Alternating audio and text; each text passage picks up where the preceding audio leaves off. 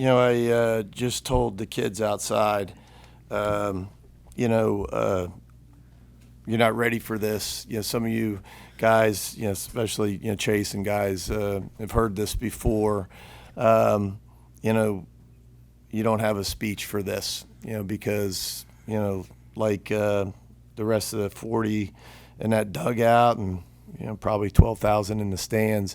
We didn't think we were going to lose, but unfortunately we did. And so you don't really have that speech prepared. But just I'm really proud of them. In so many ways. But the truth is, there were some older guys that didn't have to come back. It would have been easy to sign. It would have been easy to move on. And they chose to stay, and that's special. We had some underclassmen that could have went in the portal, but they chose to stay, and they stayed because they wanted something like they just experienced. They signed to come here and play in Swayze Field and play in front of 12,000 people. And for some of those, it hadn't happened in their career yet, and they wanted a part of that. And then the new guys, from freshmen to the transfers, everybody was awesome. You don't have the season that we had.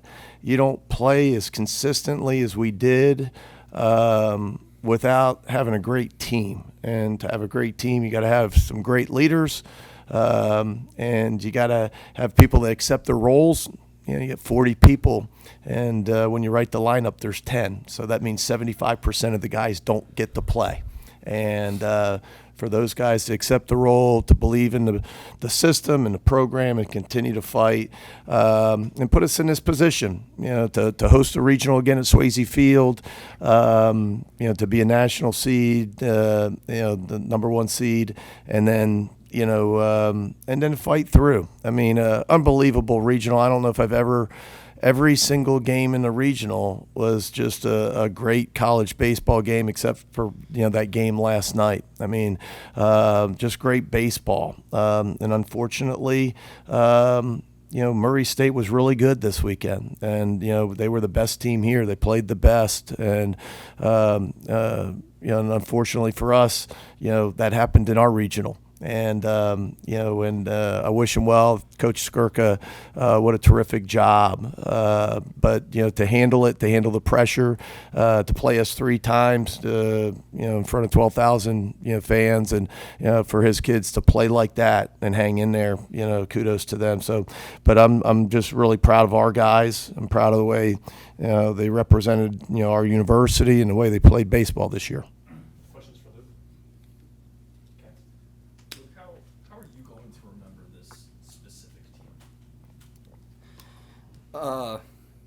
Just a ton of dogs. We're a close group. We're great friends, and there's no one else that I'd rather play with and take the field with every single day. At the end of the day, these are your best friends, and you come to the field with them, you leave the field with them, and you spend your time at the field with them. And outside the field, you're always with them. And just an unbelievable group of guys is an understatement, and it's honestly just a kudos to everything that Oxford is about. Just coming in as one and you leave as one, and it's just a whole community here, and it's unbelievable. It's just a great group of guys, and it's gonna be tough to miss. It's gonna be hard. Yeah. Coach kind of talked about the seniors that came back, wanted to be a part of this. What did that mean to guys like you, who were the people asking, hey, I want you to come back? What did it mean this whole season to have those guys kind of say, I got you, I'll come back? I mean, it's everything. Guys like, you saw it all year. I mean, we have champions on this team, and when you have champions telling you to come back, and it's not too hard of a choice. They set the stage, and they lead from the front, and they're everything that a Rebel is about. And I can't thank those guys enough. They're the leaders of this team, and they do everything. Not everything, but they're great people, and they're great leaders, and I can't thank them enough. This team's not anything without those champions. Anything else for Luke? Luke, how do you describe the emotions of you guys get down so much, and you're coming back, and the place is juiced, and everyone's just waiting for it to pop, and then it just comes up a little bit short? It's tough. You're just kind of riding, trying to stay level-headed throughout the whole game.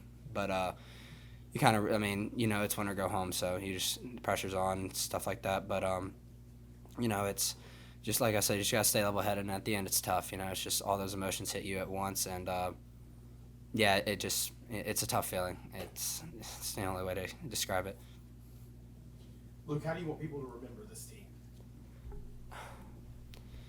We never give up. From the beginning, we were doubted. There was no expectations from the outside perspective with this team, and this team at the end of the day put their head down and went to work. I've never been around a group of guys that are so committed to their craft and so committed to their time and being here and wanting to perform for a great community. It's just I just want to be remembered as people that don't give up, and I just want us to be a true definition of rebels. That's about it. Anything else? Awesome. Thank you. Thank you guys. Howdy toddy.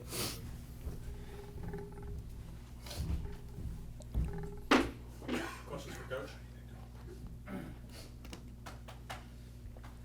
Chase, go ahead. Like you mentioned, having the champions back and Mason and Hunter giving you outs. It's been so hard to get them out all day. Yeah. Speak to them a little bit.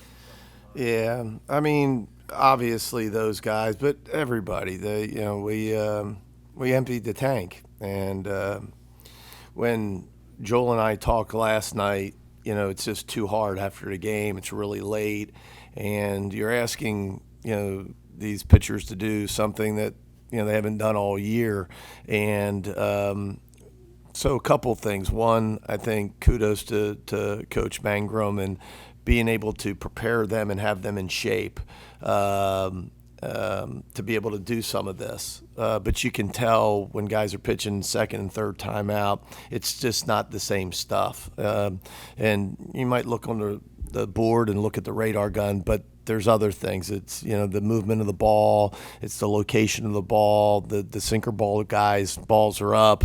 The guys that have ride in their fastball, the ball's not riding as much. It's just tough, and so a very good offense on the other side. Man, did they hit, and they hit really all weekend long, even yet last night. I mean, people forgot we scored a ton of runs, but so did they, and they were just terrific. But just proud of those guys. When we got here this morning and we talked about it, we weren't sure of a few pieces, how they would feel. Like you would expect, everybody wanted the ball. But in a lot of the measurements to see if their strength was there and so on, they were there physically and mentally, and so everybody wanted to be down there, in that pen and get on the field. So I'm proud of Hunter. I'm proud of Nichols. Hunter, on one day's rest, 100+ pitches to come out and do that. But for Mason with the injury, to pitch back-to-back days, we weren't sure what we were going to get from Mason. And of course he was terrific, but Maddox as well. All those guys took the ball. McCausland for the third time. It was just, we just got beat. I mean, you can try to dissect it all you want. They beat us, and it's tough to swallow right now. But you got to tip your hat to the team that played the best. Back row, second down my left. Mike, okay. You've led this team here for a while, and you've seen the highs and the lows of leading the Rebels program. But what was different about this year's team that you will look back and remember?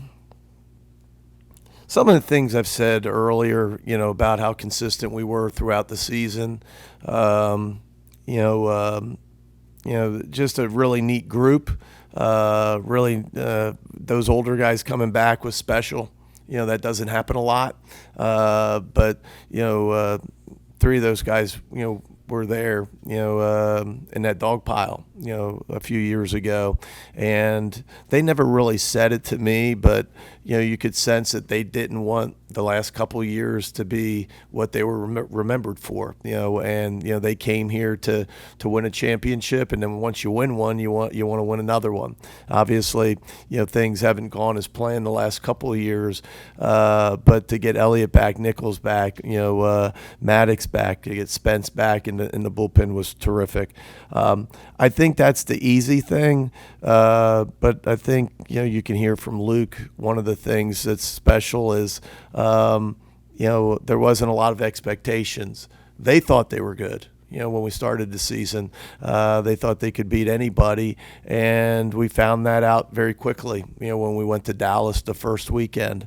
That's kind of neat, that how they, I don't want to necessarily the chip on your shoulder, but one of those where it was one of the mantras, we talk about shower well, but the other mantra of the team that's on the shirt is, our dugout versus, everybody else. And you can take that a lot of different ways, but, it was not to listen to the noise. Don't listen to the polls. Don't listen to any of those things. As Luke said, just keep your head down, go to work, and play hard and win baseball games. And they did that. We'll stay up top for our line. Coach, we talked about the evolution of Walker Hooks. What is it about him that makes him, as a freshman, someone that you guys trust to put in like an SEC championship game to start and the winner take all? Yeah, he's been in a lot of big moments this year. Obviously, starting the championship game a week ago in the SEC tournament. But one of the things is obviously we wanted to go left-handed, and he was the lone left-handed bullet. We contemplated starting Morse, and we knew that they would be the first two guys out. But how would we use it? And really, if you really want to dissect it, the choice was we like both of them. We like the left-handedness of Hooks, but Morse has more swing and miss, and he's been in that role all year long. And so if we got in a jam, he would be better to get us out of the jam. Unfortunately, their offense was too good too quickly, and we couldn't get him on the field before 5 runs were across the board.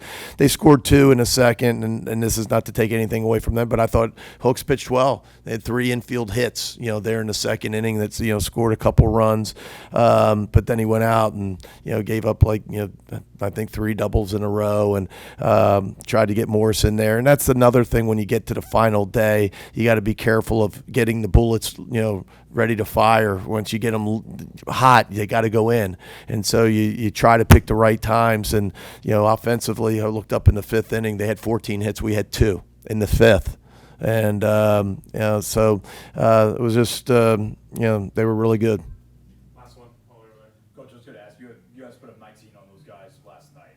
Is there anything tangible you can point to today? Quality of bats, guys being tight, whatever it might be, why it took so long for your offense to get going? No. They pitched their number 1 and their number 2, and their number 1 and number 2 pitched like number 1s and number 2s. And you could see that once they got a little deeper into the game, things started to change. They got the closer who's pitched for 3 times, and so they were, got a little bit like we did. And, that's probably why the score got so tight at the end. But no, it's not approach. It's not, quit dissecting so much of that. They played better than we did, and that's the bottom line. Thanks, Coach. Thanks, guys.